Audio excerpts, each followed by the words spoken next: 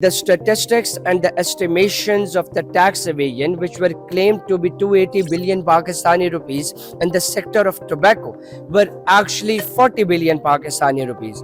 Yes, the Federal Board of Revenue had made it clear in the Senate Standing Committee on Interior and Narcotics Subcommittee that not only were they unaware of the entire tax theft campaign that was conducted nationwide, but also the estimations once scrutinized came out to be only 40 billion Pakistani rupees instead of the claimed 1 billion US dollars or roughly 280 billion Pakistani rupees. Finally, the convener and the chairperson of the Senate Standing Committee on Interior and Narcotics Subcommittee had reiterated few facts.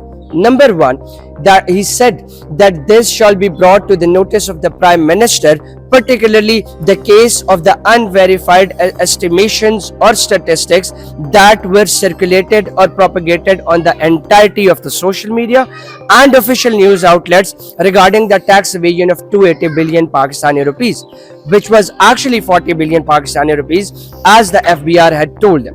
Number two, he said that there would be stricter and stricter action against the narcotics, its smuggling, and all those enforcement or agencies that are facilitating the process. So, each and every official, even a part of FBR, would be held accountable if he or she would be found in the facilitation of smuggling, narcotics, or any lack of enforcement. Why is everyone suddenly talking about BISP?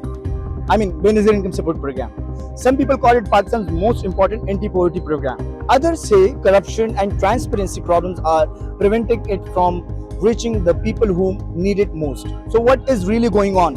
If you have been following Pakistani politics, recently you have probably heard a lot about BISP, the Benazir Income Support Programme. For families of a low-income families, especially women, BISP is a lifeline. The program provides a cash assistance to help families buy food, pay bills, and keep children in school. Supporters say it has helped reduce extreme poverty and become one of Pakistan's most important social safety nets. But that is only one side of the story. Critics urge that despite its success, BISP continue to face serious challenges. Reports and studies have highlighted allegations of corruption, political influence, fraudulent registration, and transparency concerns in different parts of the country. In Sindh, authorities have also identified cases involving illegal documentation from beneficiaries, payment irregularities, and negligence by some officials and agents responsible for distributing funds. The debate has also intensified because Pakistan is facing high inflation and economic pressure.